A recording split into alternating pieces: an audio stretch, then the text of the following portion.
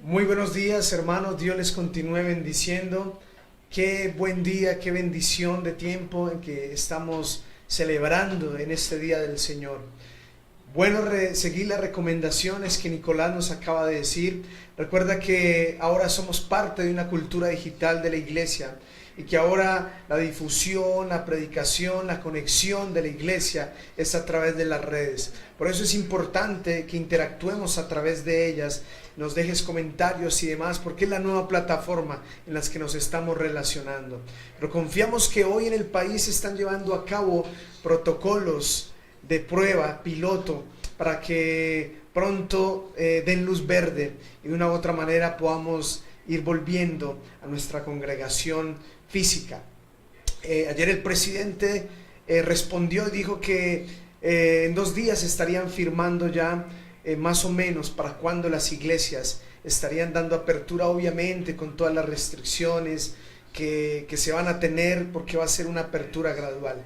Pero creemos que es un paso para este tiempo de normalización, este tiempo de reactivación en el nombre de Jesús. Hemos estado meditando con respecto a la palabra después del empoderamiento, la llenura, la gloria del Espíritu Santo en la iglesia. ¿Qué finalidad, qué propósito tiene la presencia del Espíritu Santo empoderándonos? Si no es para cumplir el propósito de Dios, si no es para alcanzar la voluntad del Señor, si no es para vivenciar y experimentar la herencia de nuestro Dios.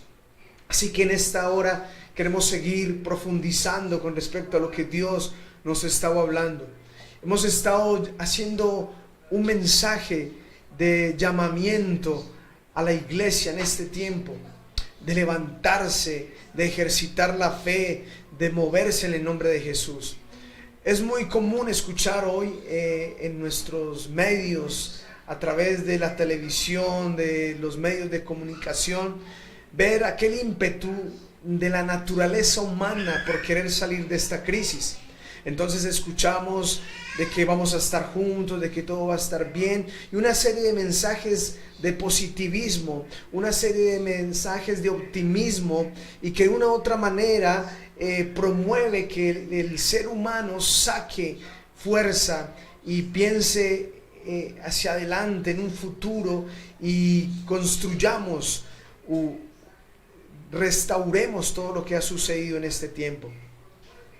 Pero los hijos de Dios estamos en línea con eso, estamos de acuerdo con eso, pero tenemos un ingrediente mayor, y es la palabra, los propósitos y la promesa del Señor.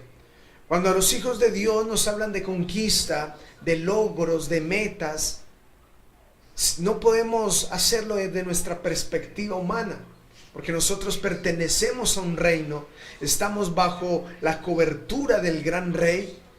No hacemos las cosas como se nos antoja o pensamos o creemos, sino estamos dirigidos bajo un patrón, bajo una palabra, bajo el Señor. Y de eso en esta hora yo quisiera compartir. Cuando nos estamos preguntando en este tiempo, me gustaría llamar este mensaje: ¿cuál es tu plan? Dile a una persona que tengas a tu lado, un familiar, un amigo, dile: ¿cuál es tu plan? ¿Cuánta gente en estos días está pensando en eso? ¿Cuál va a ser tu plan de reactivación económica? ¿Cuál va a ser tu plan de productividad? ¿Cuál va a ser tu plan de bendición? Y podemos estar haciendo muchos planes, pero precisamente algo que debemos entender es que cuando a los hijos de Dios nos mencionan planes, logros, objetivos, metas, conquista, herencia, viene la pregunta: es ¿cómo lo vamos a hacer? ¿Cómo lo vamos a alcanzar? ¿Cómo se va a lograr esto? Ahora, Josué entendió que no son los planes humanos los que prevalecen, que podemos tener excelentes ideas, que podemos tener excelentes planes, programación, planificación de las cosas, pero Dios debe ser parte principal de nuestros planes y volver a la esencia principal de aquella oración que Jesús enseñó a sus discípulos cuando dijo, enséñanos a orar, y el Señor les enseñó a orar, y aquella frase que repetimos tantas veces pero que no profundizamos, donde dice, hágase tu voluntad en la tierra así como en el cielo. Y ahorita cantábamos algo parecido. Queremos adorarte, Señor, como en el cielo, pero queremos que se haga esa voluntad en la tierra, en nuestra vida, en nuestra familia, en nuestros hijos, en nuestra economía, en nuestra restauración, tu voluntad. Pero cuando pensamos en la voluntad de Dios, a veces se cae en el error de que es algo tan misterioso que el hombre no lo puede codificar. A veces cuando hablamos de la voluntad de Dios se coloca en una dimensión de incomprensión, de difícil interpretación. Entonces la gente dice, no, es difícil conocer y hacer la voluntad de Dios. Y entonces se pone distante, lejana. Pero así no es. Todo lo contrario. Es asequible. Es posible conocerla. Es posible entenderla. Dios se ha dado la tarea de hablarle al hombre en su propio idioma, en su propio lenguaje, aún en su propio contexto, para que entienda su voluntad. Cuando leemos la Biblia, vemos cómo el Señor le habló a esta gente en términos que ellos se iban a entender. De hecho, muchísimas de las parábolas de Cristo apelaban a la vivencia del pueblo, a la agricultura, a la pesca, a toda la serie y la cotidianidad de vida que ellos tenían. Es decir, que el Dios de los cielos transmite su mensaje, transmite su palabra y con ella su voluntad a hombres para que la entiendan, para que la comprendan. Y usó parábolas y usa muchas cosas y está escrito. Y hoy la Biblia está traducida en cuanto idioma usted se imagine, porque es Dios proveyendo los medios y los recursos para que la palabra llegue. Mire a través de los medios digitales. Ahí en internet tienes acceso a miles de versiones de la Biblia. Detrás de todo esto obviamente está el Señor, como en aquel tiempo de la Reforma, cuando Dios permitió que Gutenberg inventara la imprenta y Lutero tradujera la Biblia al alemán, y entonces la palabra del Señor llegó a todo el pueblo alemán. Y ahí surgió la famosa protesta, porque la gente se dio cuenta que la palabra y la voluntad de Dios era una, y lo que le habían enseñado los hombres era otra. Pero como la voluntad de Dios entonces fue descubierta, y entonces empezó la reforma y empezó la gente a entender, no, así no se adoraba a Dios, así no se oraba, así no, y se empezó a producir toda una reforma en la parte espiritual.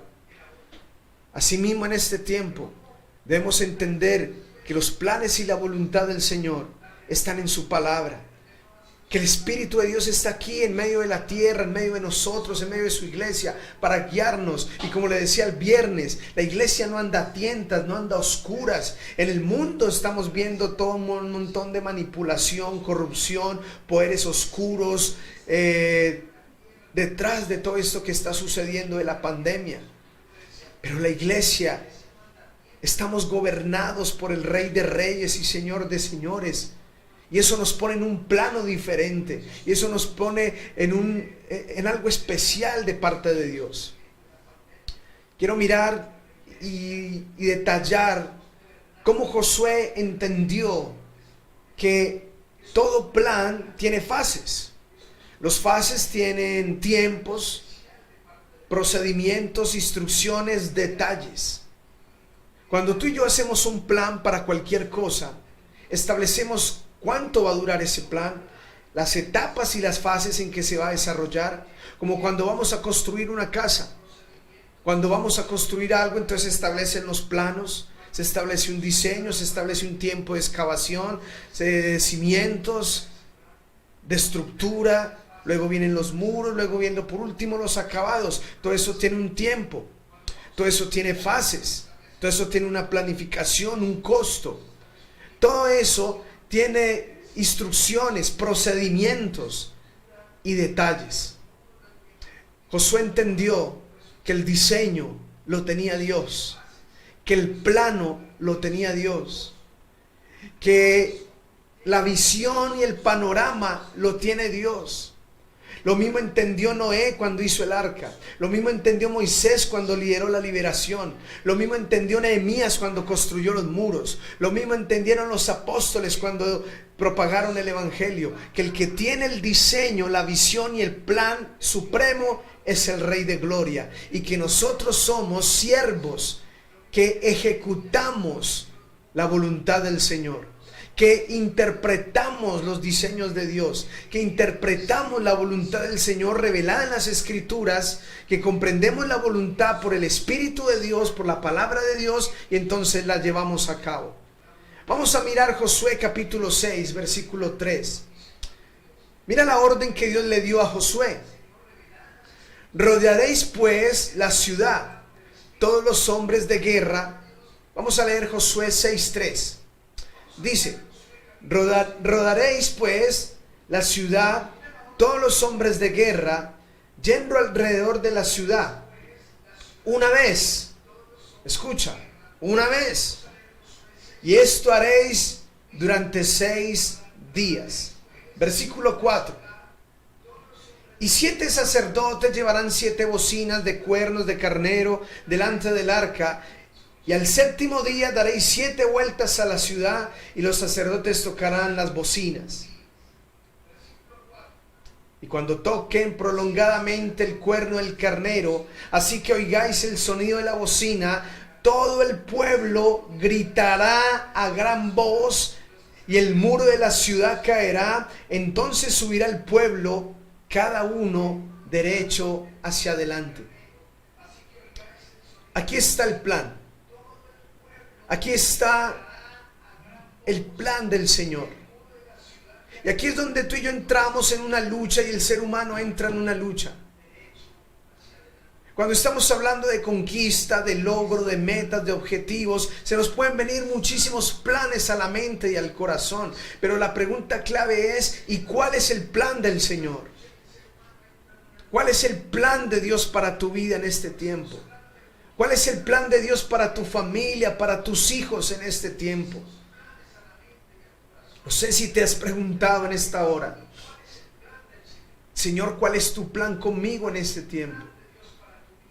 Yo le digo: Señor, ¿cuál es el plan para tu iglesia en esta época? Debemos preguntarnos, porque Josué hubiera podido tener muchísimas estrategias de guerra, de conquista y de batalla para tomar la tierra prometida. Pero él no siguió su instinto, él no siguió su experiencia militar, él no siguió sus capacidades humanas como líder de Israel, sino que él entendió que Dios tenía un plan mejor, que el plan del Señor es el vencedor, que el plan del Señor no tiene falla, error. Entonces abren el corazón, el entendimiento, y reciben de parte de Dios la forma, la estrategia. Y aquí Dios fue detallado, les dijo: mire, van a hacer lo siguiente, van a marchar 7 sacerdotes, no 6 ni 8, sino 7, van a tener chofares, van a dar la vuelta, escucha bien, 6 días, una vuelta a los muros de Jericó, una vez.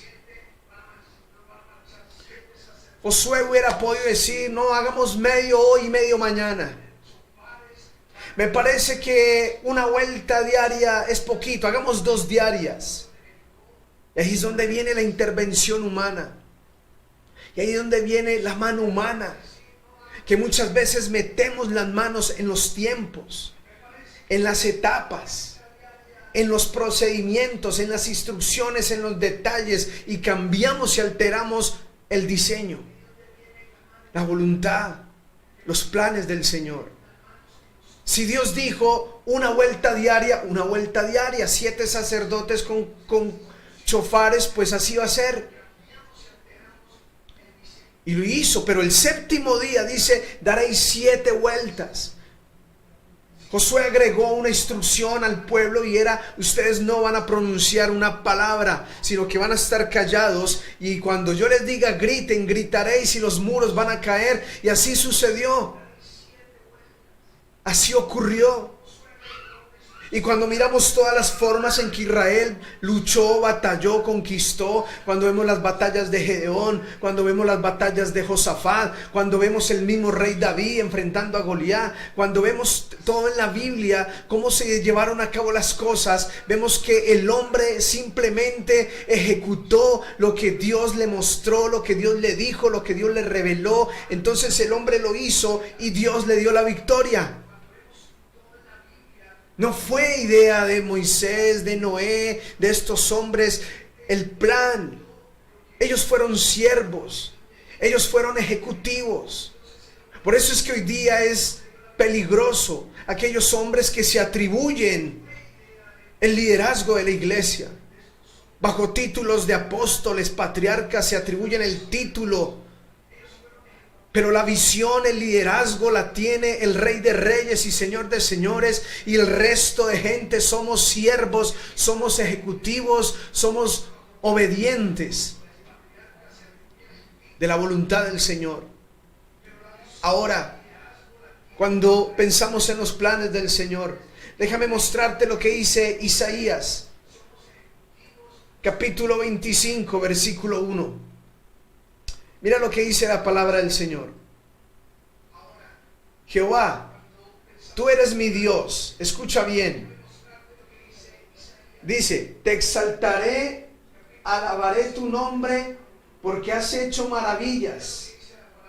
Tus consejos, escuche bien, antiguos, son verdad y firmeza. Pero la Nueva Traducción Viviente dice, Jehová, tú eres mi Dios, te exaltaré, lo mismo, te alabaré, has hecho maravillas, y tus planes son verdad y son firmes, son victoriosos y son seguros. Entonces Isaías está declarando que Dios es digno de la alabanza, que Dios es digno de la gloria, que hace maravillas y que sus planes son firmes, son seguros. Entonces me gusta la versión Nueva Traducción Viviente, como dice allí. Ahora, cuando estamos pensando en todo este tiempo de restauración, cuando te preguntas en este día, ¿cuál es el plan de Dios para mí? ¿Cuál es el plan del Señor para mi vida, para mis hijos? Ayer con mi esposa estábamos meditando, viendo la sociedad, todo el mundo con tapabocas, haciendo filas para ingresar a almacenes, todos los negocios de las calles cerrados, gimnasios, bares, iglesias, todo lo social cerrado. Y pensábamos, nadie se imaginó que esto sucediera. Podemos estar pensando que esto va a pasar, y el deseo de muchos es que todo vuelva a la normalidad y todo vuelva a funcionar como era antes.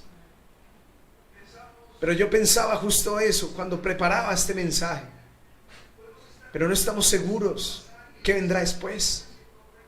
Hoy fue esto, pero no sabemos qué venga después. Entonces aquí es donde necesitamos estar dependientes, buscando, conectados a la presencia de Dios. Y me preocupa y me aterra pensar en los hermanos que se desconectaron en esta pandemia, que dejaron de conectarse a la palabra, que dejaron de congregarse, que dejaron su vida espiritual a un lado, que dejaron de orar, que dejaron de leer la Biblia, que vino la pandemia, absorbió el ocio, vino multitud de hábitos y cosas y absorbieron su vida espiritual, donde ya no celebran un culto a Dios, sino están en la cama con un celular viendo predicaciones de aquí, de allá, de allá, de allá, pero ya no tienen una vida de devocional, ya no tienen una vida de culto a Dios. Me preocupa la gente que esta pandemia golpeó su fe, golpeó su santidad, abrieron la puerta al pecado, porque hoy estamos enfrentando esto, pero esa persona quizá no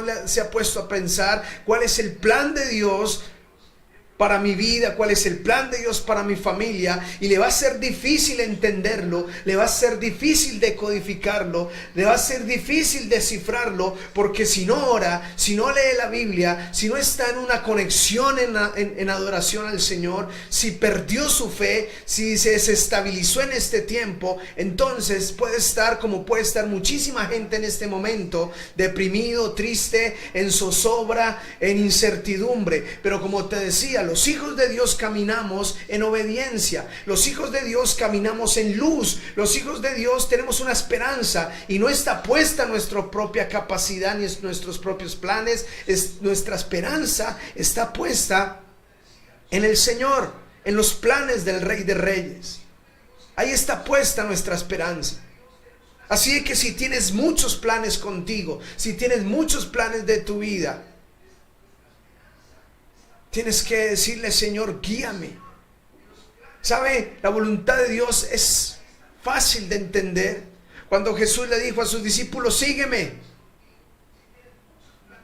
obedéceme, es un paso a la vez, es paso a paso. Y empezamos a experimentar la grandeza y la gloria de Dios.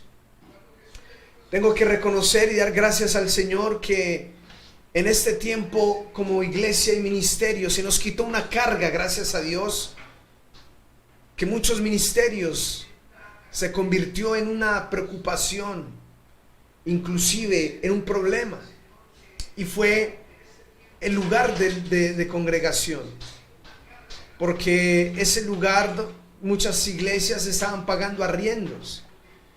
Han pasado ya 3 meses,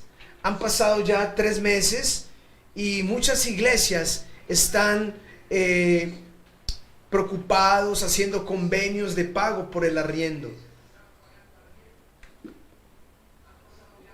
Damos gracias al Señor porque tenemos lugar propio y este peso no lo tenemos.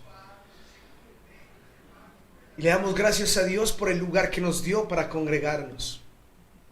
Y aquí me pasa como le pasó a Josué, y en el libro de los Jueces, tú lo vas a leer, cuando se levantaron generaciones que no conocían lo que Dios había hecho antes. Eso es peligroso. Cuando se levantan generaciones que desconocen las maravillas y lo que Dios ha hecho. Aquí en la iglesia, ahí conectados, habrán hermanos que hicieron parte de aquel día en que dejamos Quintas del Campestre y pasamos a este nuevo lugar. Habrán personas que estuvieron en cultos donde no había techo, las paredes eran de los vecinos y solo teníamos una fachada. Habrán personas que se acordarán de cuando no teníamos nada construido. Pero si en este día tú me preguntas cómo ejecutamos y cómo hemos llegado a este punto, no fue Milton, no fue Gina, que son expertos en finca raíz. No es que somos demasiado inteligentes y un día nos sentamos y dijimos: mira, vamos a hacer esto para que al final produzca esto. No fue así. No funcionó así. De hecho, somos inexpertos en negocios.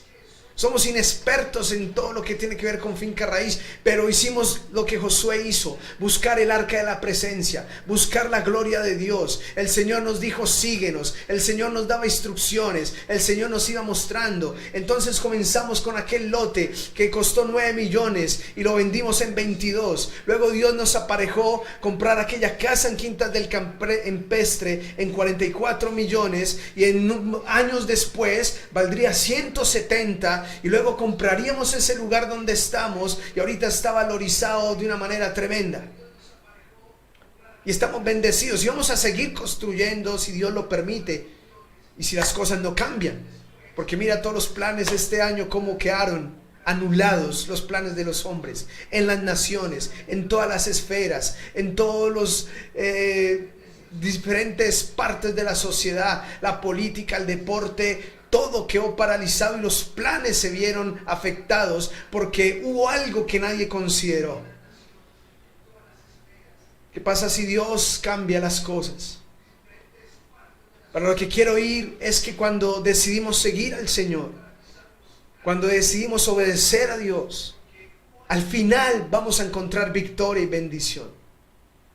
Quiero que me acompañes a mirar Jeremías capítulo 29. Y me gusta el título de este pasaje porque dice: Carta de Dios al pueblo en el cautiverio. Es un mensaje que Dios le dio al pueblo en medio de una crisis, que era el cautiverio, el destierro. Y eso se asemeja a lo que estamos viviendo en esta pandemia. Pues el cautiverio y el destierro de Israel representa un cambio de circunstancias, un cambio de vida. Pero lo que te quiero decir en este día es que aún en los tiempos de adversidad, aún en los tiempos de cautiverio, Dios tenía un pueblo que estaba atravesando una situación difícil. Pero sucede algo, que aún en los tiempos difíciles, aún en el tiempo del cautiverio, aún en el tiempo de adversidad, Dios tenía un plan para el pueblo de Israel. Dios tenía planes de bendición para aquella nación. Y mira lo que dice Jeremías 29, versículo 4. Así ha dicho Jehová de los ejércitos, Dios de Israel, a todos los de la cautividad que hice transportar de Jerusalén a Babilonia. Entonces aquí quiero que dice así, versículo 5 dice: edificad casas y habitadlas, y plantad huertos y comed del fruto de ellos. Paremos ahí. Mira bien lo que dice el Señor. Manda una carta a la gente que está en el cautiverio. Y les dice: edifiquen casas y habítenlas, planten huertos y coman del fruto de ellos. Dios tenía un plan con ellos. Pero ellos estaban en el cautiverio, ellos estaban en el destierro, estaban confundidos, no sabían qué hacer.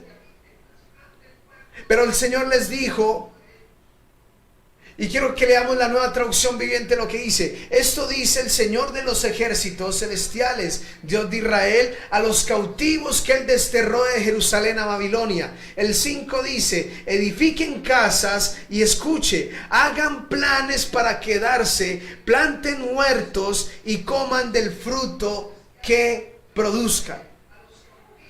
Es decir, Dios les está diciendo: ustedes están confundidos, ustedes no saben qué va a pasar, están desterrados, están en cautiverio, pero el Señor les dice: edifiquen casas, planten huertos, hagan planes de que se van a quedar ahí y inclusive siembren, porque inclusive tienen tiempo hasta de cosechar de lo que están sembrando. Mira lo que dice versículo 6. Cásense y tengan hijos, luego encuentren esposos y esposas para ellos, para que tengan muchos nietos. Multiplíquense, no disminuyan. Es decir, el cautiverio no era razón para bloquearse como pueblo. El cautiverio no era una razón para paralizarse como pueblo. Dios le dijo: aunque están aunque están en destierro, aunque están en Babilonia, no importa. Siembren, que cosecharán. Cánsense, tenga hijos, multiplíquense. No pierdan el propósito aún en el tiempo del cautiverio. Y es lo mismo que Dios nos dice en este tiempo. Aunque la pandemia, la crisis y todo esto que ha sucedido no puede paralizar la iglesia, no puede afectar lo que somos, no puede quitarnos la esencia de nación santa, pueblo escogido, real sacerdocio, pueblo adquirido por Dios para anunciar las virtudes de aquel que nos llamó de tinieblas a luz. Es decir, aunque estamos en medio de toda esta adversidad y dificultad, no nos resta, no nos quita, no paraliza ni destruye el propósito que Dios nos dio en el nombre de Jesús. Dice la palabra: multiplíquense. Dios tiene un plan en medio de las dificultades. Dios tiene un plan en medio de adversidades. Mira lo que dice el versículo 7. Y trabajen por la paz y prosperidad de la ciudad donde envié al destierro. Pidan al Señor por la ciudad, porque el bienestar de la ciudad dependerá del bienestar de ustedes. Aquí solo quiero hacer un paréntesis pequeño. Es importante orar por nuestra ciudad.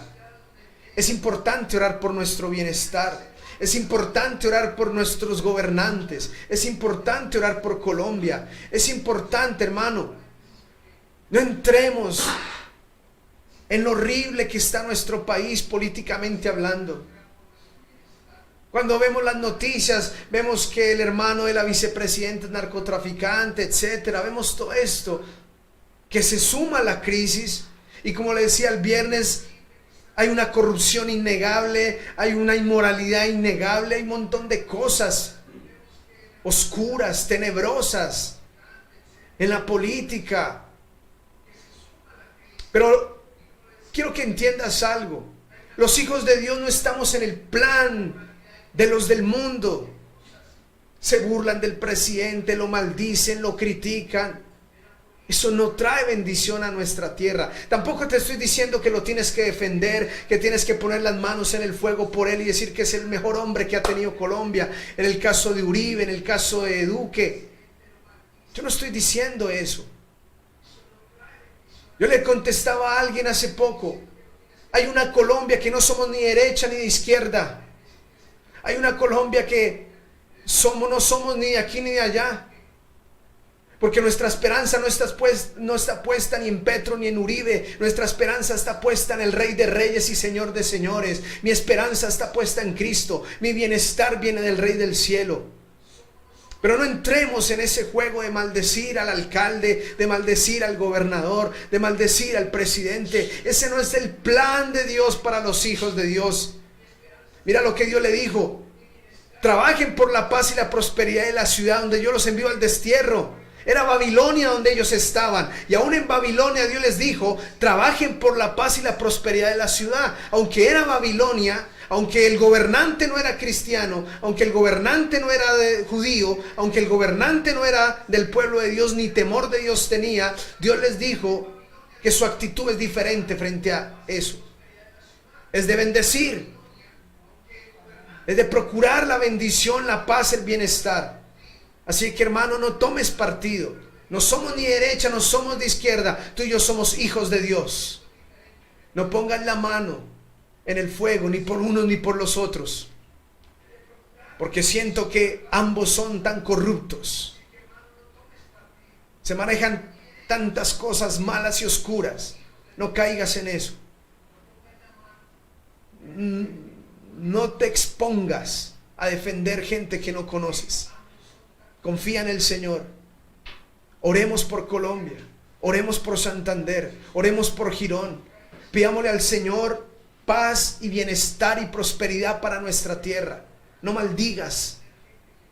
Bendice. Pueden ser hombres malos, pero tu bendición y mi bendición depende del Rey de Gloria. Mira lo que dice el versículo 8. Esto dice el Señor de los ejércitos celestiales, Dios de Israel.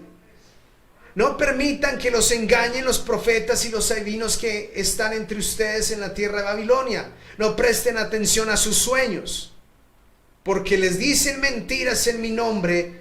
Yo no los envié, dice el Señor. Ojo, hay gente que se levanta a proponernos planes, a hacer propuestas, pero siempre debemos preguntarnos qué viene de Dios y qué no viene de Dios, qué viene de parte del Señor y qué no viene de parte de Dios.